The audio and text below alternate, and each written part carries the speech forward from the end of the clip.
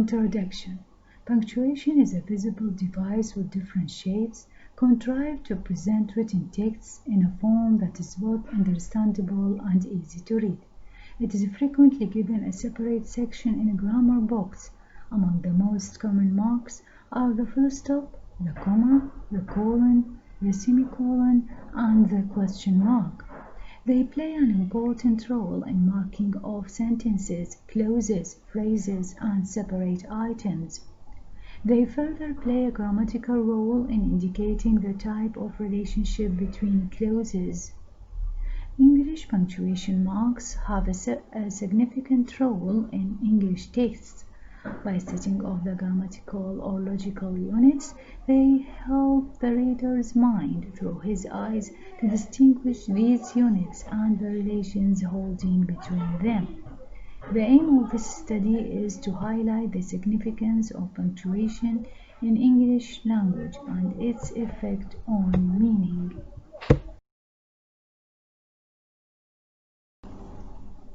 The importance of punctuation. Punctuation helps readers and writers to avoid any difficulty that may arise from the message.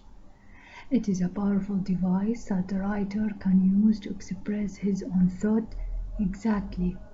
Information are conveyed in writing by punctuation. It saves the reader time and effort in searching for the intended meaning. He or she can understand what the writer wishes to say. In summing up the importance of punctuation, we can state that it is needed for an immediate grasp of the sense in order to avoid any possible ambiguity or occasionally to relieve a very lengthy passage.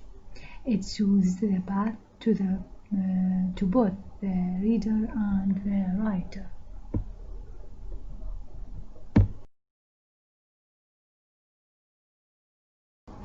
Functionally, there are two purposes of punctuation, namely separation and specification. Separation is in turn divided into separation of successive units and separation of included units. Punctuation specifies a grammatical, a semantic, or even a pragmatic function. See the following examples. Example 1. I've just had some good news. I've been offered a job in a law firm. Here, consider the use of colon between the two sentences. Example number 2, aren't they tall? See the use of the exclamation mark at the end of the sentence. A series of short, sharp sentences can be effective in a proper place.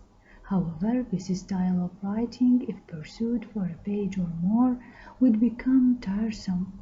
Hence, punctuation is one of the handmaids of style, menial perhaps, yet capable of helping a mannerism to attract or to irritate.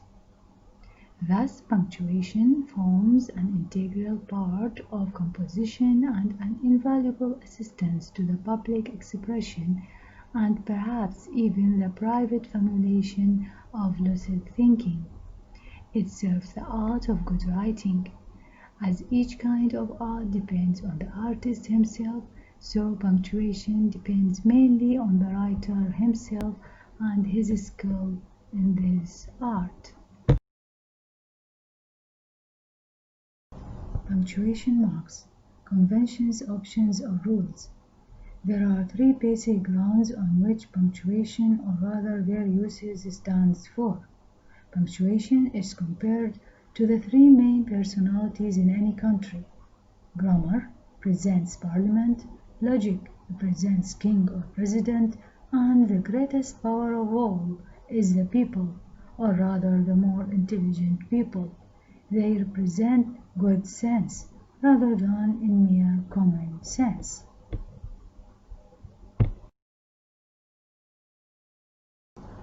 The classification of punctuation marks.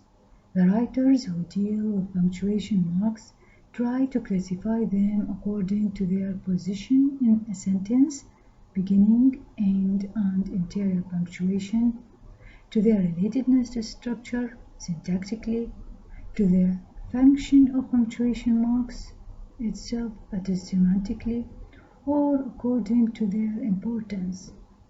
According to the importance, it could be classified into heavier stops, full stop, colon, semicolon, lighter stops, comma, brackets, dash, and a mixed bag, exclamation and question marks, inverted commas, hyphens, capitals, italics, and paragraphs.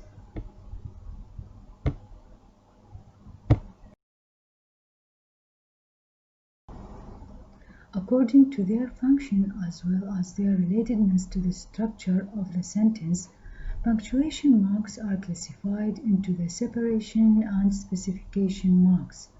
Separation is applied either to successive units, for example, a space separates two successive words, or a period followed by a space separates two successive sentences, or to included units, in which case the marks are called correlatives, and they are to indicate the beginning and the end of an included unit.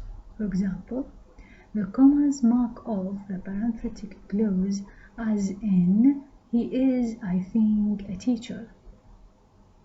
The second function is specification, such as the apostrophe in the readers, and this specifies the ending as genitive in contrast to the phonologically identical plural ending in the readers.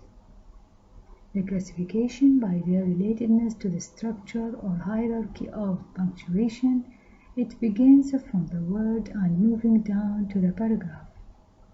Unseparated letters, a word, a hyphen, word space, a space between words, a comma, a question mark, an exclamation mark, a dash, a colon, a semicolon, a period or a full stop, and a paragraph.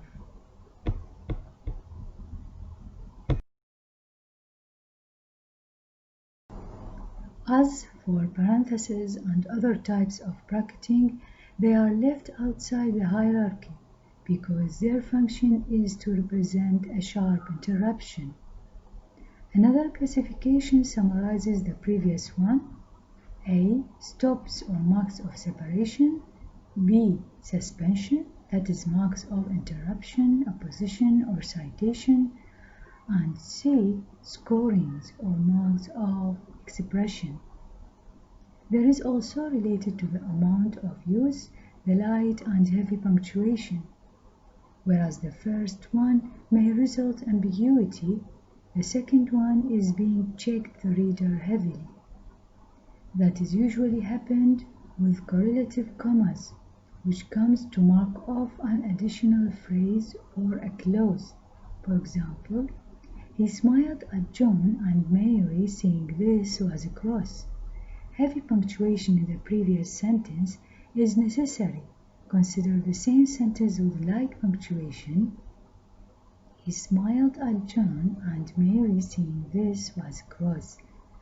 When the reader reads the second example, it makes him think at first that "and" was coordinating two names rather than two clauses.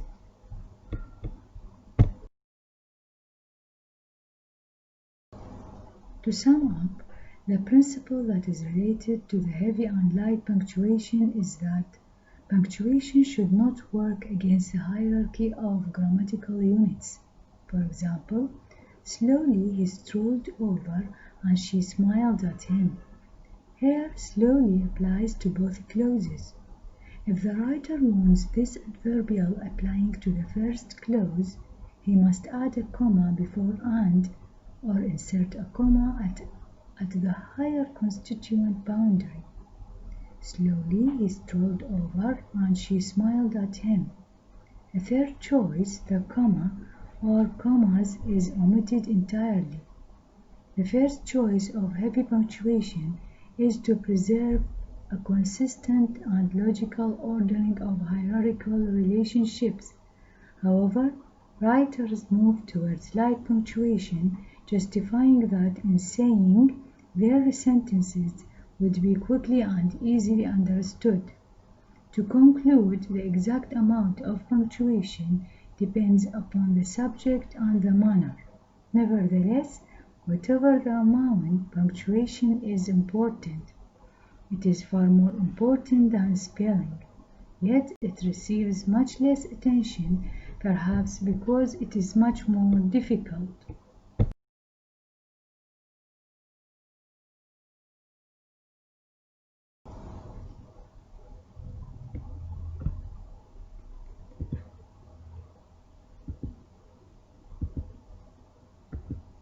Thank you for your listening.